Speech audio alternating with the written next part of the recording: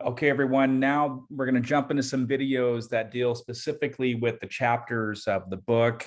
So right now I'm looking at chapter 1 in my book, Indian Education for All. And I thought that, maybe giving just a few minutes of an overview of what these chapters are that we're talking about would be helpful. And just so you get a sense of laying out the problem that I'm making and how that opens up concepts and questions that we're going to have to grapple with related to things like tribal sovereignty. Doctrine of discovery is going to come in here as well. We're going to see a lot of language around colonialism, or what I'm going to call settler colonialism, and what all that means. And then that sets up for us this I'm going to call it an activism, for lack of a better word, around this idea of decolonization. So if you remember, last time that we met, I put on the board a distinction between Indian schooling and Indigenous education. We watched that documentary. I think it was called Buried Truths, if I'm not mistaken. And I would go back and rewatch that documentary if you want. But the basic, notion of Indian schooling, not just in the way that we talk about schooling in its more formal sense, but for Indigenous peoples, that very unique and direct attack that the U.S. government has had, and then some would argue continues to have, on Native children. And it all begins with the boarding school movement. And I think I gave enough of the history there to give you a sense of this. And so I want you to hold in your mind's eye that distinction between Indian schooling and Indigenous education. And so what I do in this book is take a look at certain reform efforts, specifically the one that I take up is the Montana state law, Indian Education for All. And if you've read in the book, you kind of get a little bit of the history, and I'll talk about the details of that. But what I thought that I would do here in this video, and this is chapter 1 that we'll look at pretty closely, is just to give a little history of this law, its central components, what it attempts to do politically and philosophically, what it is doing from a teaching perspective and curricular perspective, but also, again, the big question that I'm after here is what does it mean for Native peoples, Indigenous peoples, to be in a conversation with, say, governments, right? State governments, local governments, from the federal level, all the way down to the local, I suppose. And what that opens up are big questions that we have to grapple with as a society. That if we are going to reform Native education, it's not just about what textbooks are we reading or what competencies teachers have. It's about big questions around reconciliation or decolonization, or how do you even acknowledge what I'll eventually call the settler colonial structure? What do we do with histories of trauma and pain? Violence. Violence is a term that I'm going to talk about a lot. And so reform has to take up all of this stuff if it's going to be decolonizing. So there's an argument that I'm making that challenges laws like Montana's law, Indian Education for All. For short, just call it IEFA. And then there's an argument that I'm making that if it is the case that these laws are reforming education to be inclusive of Native peoples and voices, there's a problem there if we don't address the history, the structure of historical and ongoing settler colonial violence. So think back to the other videos that I made, right? Sovereignty, doctrine of discovery, all of these are in the background of any policy that comes up with respect to Native peoples.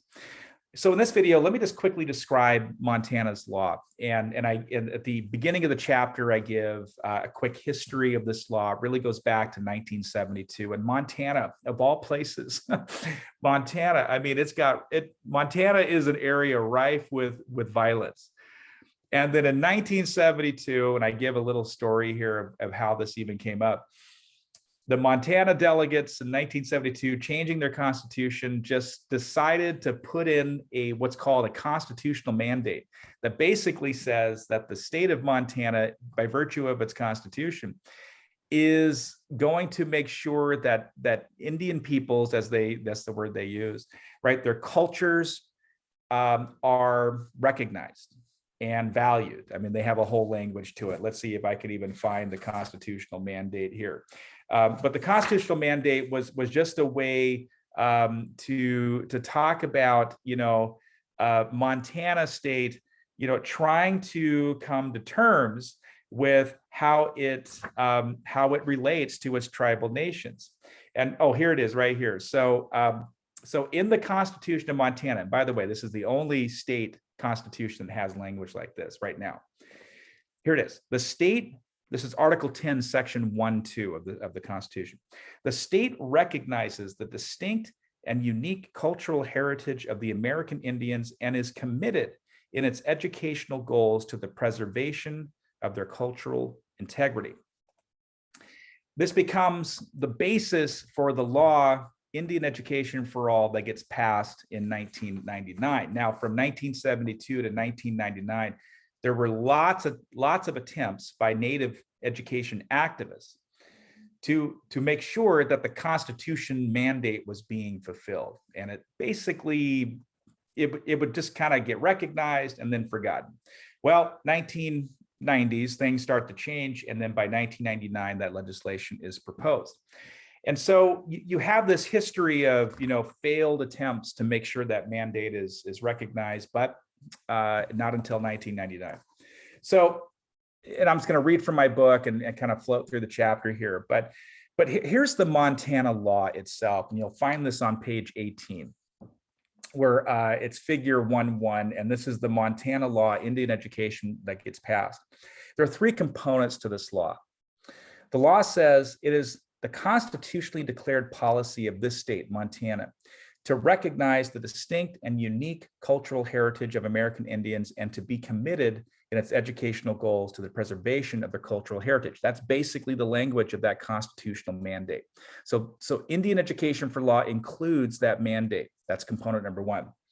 Here's where things get really interesting. Component number two. It is the intent of the legislature that in accordance with Article 10, Section 1(2) of the Montana Constitution, that's the first component, it's two parts. Every Montanan, whether Indian or non-Indian, be encouraged to learn about the distinct and unique heritage of American Indians in a culturally responsive manner. That's the first part of component 2. Here's the second part, the longer statement. Every educational agency and all educational personnel will work cooperatively with Montana tribes or those tribes that are in close proximity when providing instruction or when implementing an educational goal or adopting a rule related to the education of each Montana citizen, to include information specific to the cultural heritage and contemporary contributions of American Indians, with particular emphasis on Montana Indian tribal groups and governments. Recognizing sovereignty there, right? Can you hear it? The law is acknowledging the sovereign status of the tribes of Montana. Now, this is 1999. The whole history of this is complicated, right? But Montana says we recognize the tribal nation sovereign status of Montana tribes, and we're going to honor that. So in these components, right, these two components, it's not just Native education for Native kids, right? We're talking public schools, by the way. We're not talking about tribal schools. We're talking public education. The vast majority of teachers in Montana identify as white, and about 15-ish% of the students across Montana's public schools identify as Native. It's one of the highest percentages. So now, the component says it's not just Native kids, but every Montana student will learn about the Montana tribes and the contemporary issues related to Native peoples. But also, the second component says that when we restructure curriculum, public schools, personnel, agencies, they've got to work with the tribes. In other words, it's the tribal voice as the sovereign peoples of their cultures and places, right? Have to be part of that process, and not just designing curriculum. They got to be part of that implementation. Okay. So here we have some interesting work cooperatively with, okay? It's very inclusive language, right? That basically a bunch of, non-native white people in Montana who are principals and teachers and superintendents and towns and communities that have these complicated histories of US Indigenous relations are now required to come into a conversation with each other about what the curriculum means and what what it means to teach, what competencies you have to have, et cetera. Okay, let me get to the third component of the law. Third component says, it is also the intent of this part predicated on the belief that all school personnel should have an understanding and awareness of Indian tribes to help them relate effectively with Indian students and parents. That educational personnel provide means by which school personnel will gain an understanding and appreciation for the American Indian people. So if you're teaching in Montana and you're doing the IEFA and you're doing the curriculum, you better have competencies. You better have the training and the skills and the know-how. Okay, this is the law of Montana. It's been around now for a number of years. It took another 5 or 6 years after the law passed to actually get funding to make this thing work. And since the mid 2000s, basically, IEFA has grown. School districts have taken this up, and right away, there were relationships that were being formed. They were already basically there, but now the law makes it required that if you are non-native and you're a teacher working in a school district, you've got to basically work. You've got to cross lines and boundaries and borders to work with the tribal nations, especially the ones that are nearby your schools, to come up with what this curriculum means. And right away, Native and non-Native groups were coming up with what they called the essential understandings of Indian education for all. And there are 7 essential understandings that this curriculum that's now in public schools will cover for kids from K all the way to kindergarten, all the way to 12th grade. And I won't read them all because there's a lot there, but you can find them on page 20. The first one deals with the sovereign tribes of Montana. Okay, you got to learn about the sovereign tribes of Montana. The second one is about Native identity that is complex, right? That each individual is going to define what they mean by being Native, right? Or that there are long-standing ideas of this. 3, that the Native traditional beliefs and spiritualities aren't just something in the past, right? That they're today. Okay, that there's something called place-based philosophies of Native peoples. 4, talking about reservations, right? What these are. Okay, and you're going to find the concept of sovereignty wrapped up in Essential 4 as well. Essential 5 basically says that kids, if you're learning about this, you've got to learn about the history of US Indigenous relations. It goes all the way back to doctrine of discovery ideas, all the way to the present.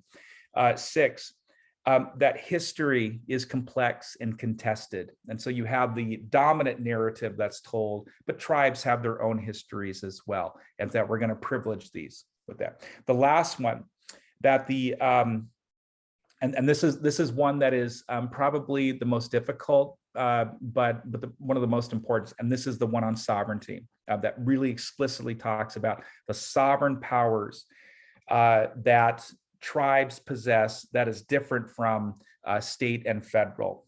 Okay, but that also, it's a very complex idea.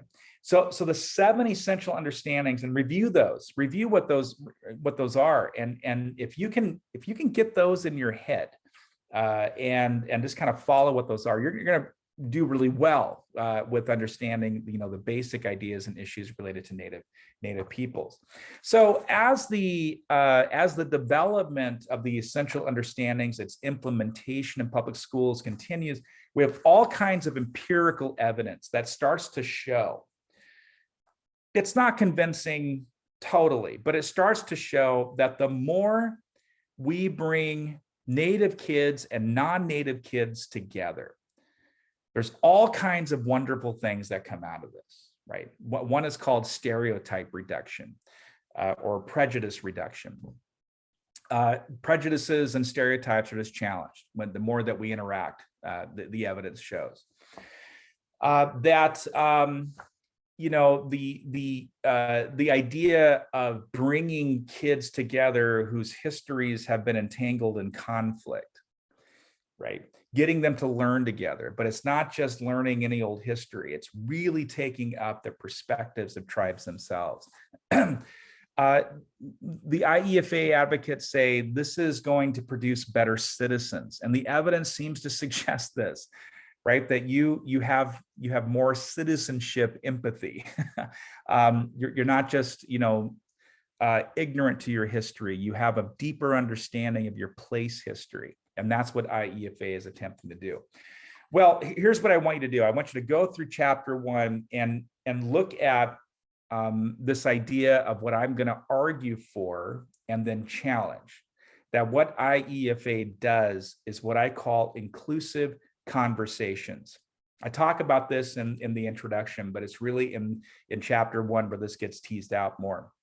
That when we talk about inclusion in terms of schools, one idea is called content integration, where you think about including different perspectives in the content of the curriculum.